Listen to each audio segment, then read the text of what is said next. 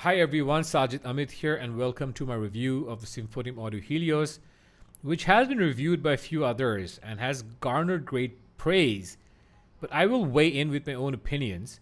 This has been reviewed by Precog. You can check out his review on the headphones.com website and on their YouTube channel, and also by my friend Golden One, Golden Sound, on his channel. So this is not something that has not been covered, somewhat widely. It has been. But I was excited to try these out and offer my own perspective on this. Symphonium Audio began in 2015. It's a Singaporean boutique brand. But Singapore, to my mind, is the IEM capital of the world. I mean, the CanJam experience in 2023 that you might have seen videos of from me.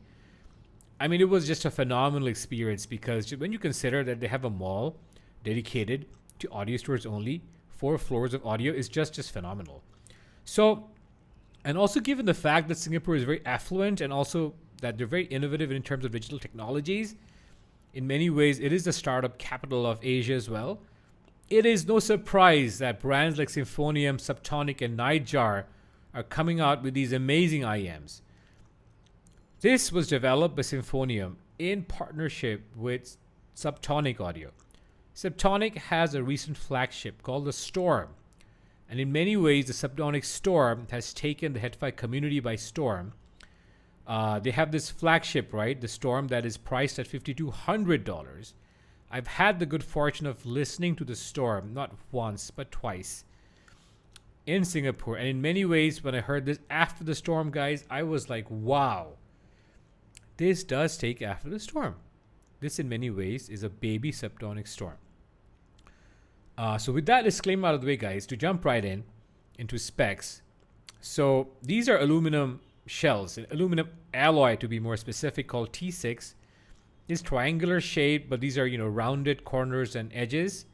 Internally, they have 4 BA drivers. From what I understand, they're proprietary drivers. They have a proprietary circuit called FLAT, which stands for Filtered Linear Attenuation Tuning.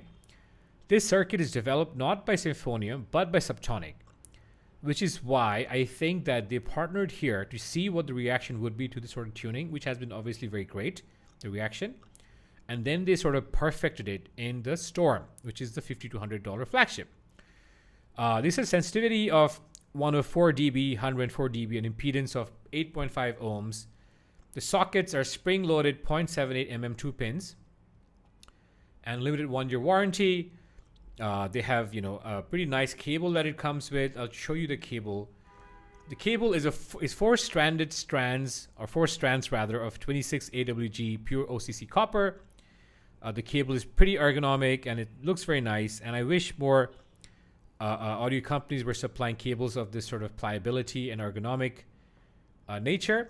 I do have a nitpick with the cable, and that is that they do not have a heat shrink or an ear guiding system, which would have been very helpful, especially because these IEMs are on a slightly chunkier side.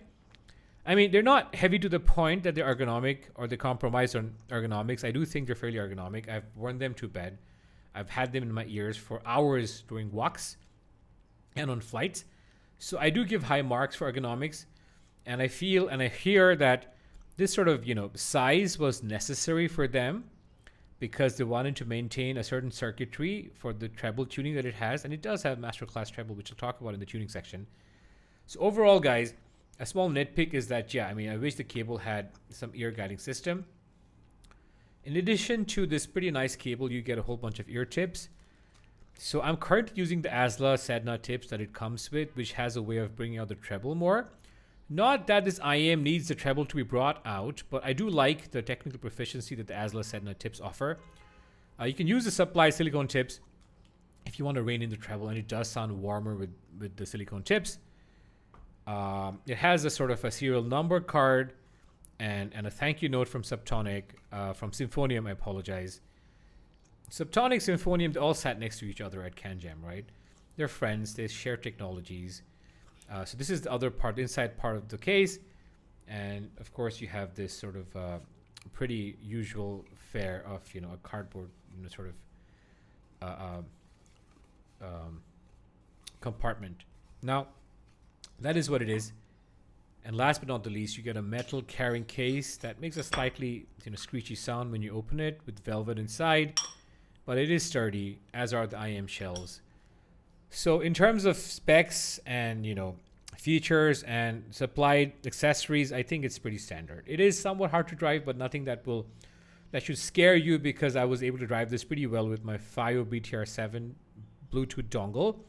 So you do not need a Hugo 2 for this, for example, and you do not need the Sony WM1ZM2 to drive this. Although I will talk about how this sounded of these high-end devices, these sources from the Hugo 2 or from the Sony WM1ZM2, but that's for later.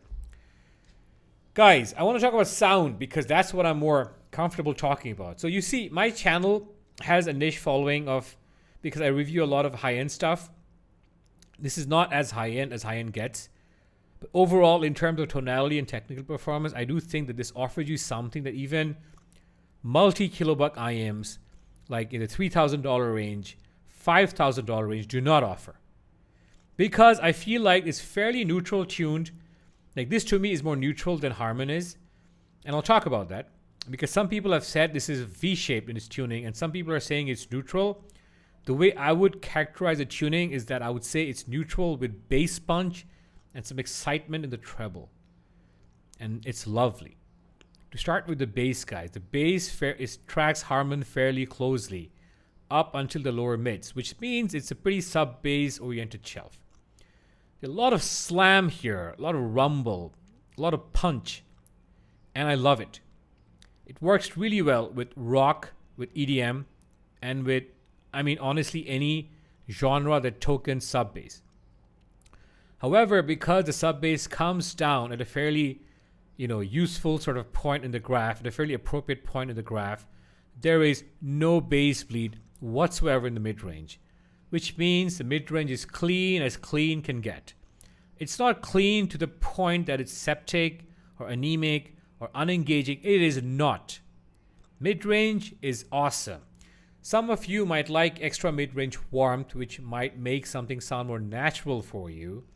Some of you might like a more linear mid-range. This is basically a linear mid-range where there's no added warmth or bloom, but that is fine because you get the warmth and bloom that's already in the tracks. In terms of pinna gain, it has pinna gain, but thankfully it's not as shouty as Harman in the upper mids, which for me is perfect because Harman-tuned IEMs can be too shouty, and because of that upper mids peak, it can sound a bit congested. This does not, thankfully. And again, in Harman, you have like a very rolled off mid treble and upper treble, which can be somewhat dark.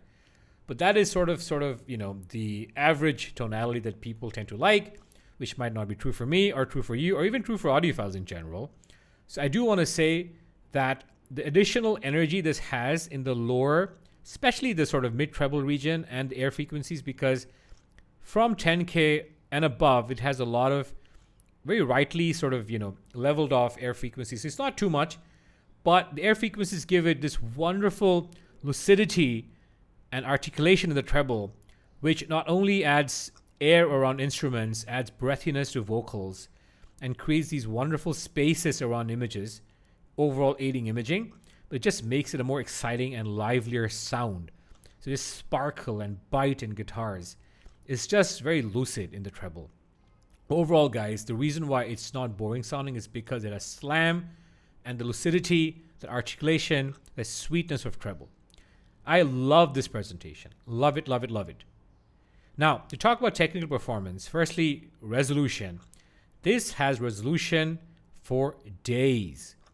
In the first hour, it sounded somewhat, ever so slightly less resolving than I was expecting, but within an hour of break-in, the resolution opened up.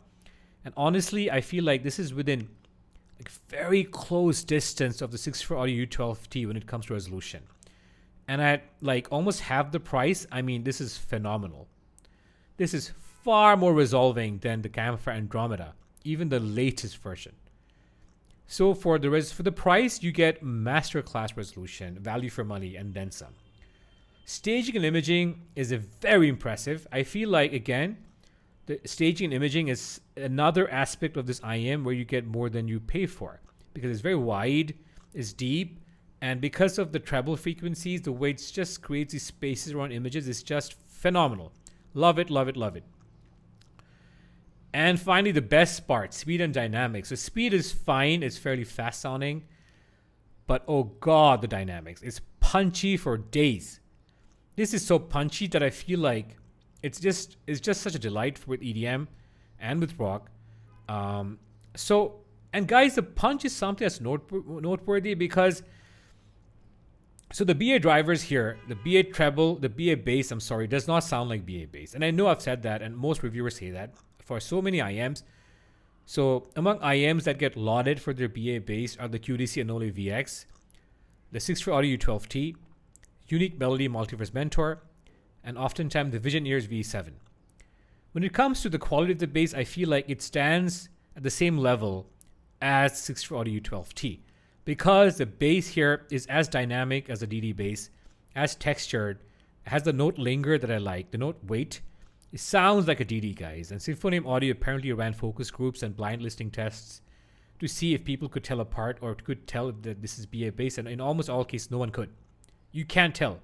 And even if I tell you this is dynamic driver or this is not dynamic driver, you're still going to come back and tell me this is great bass. No one has criticized the bass here because it's just awesome.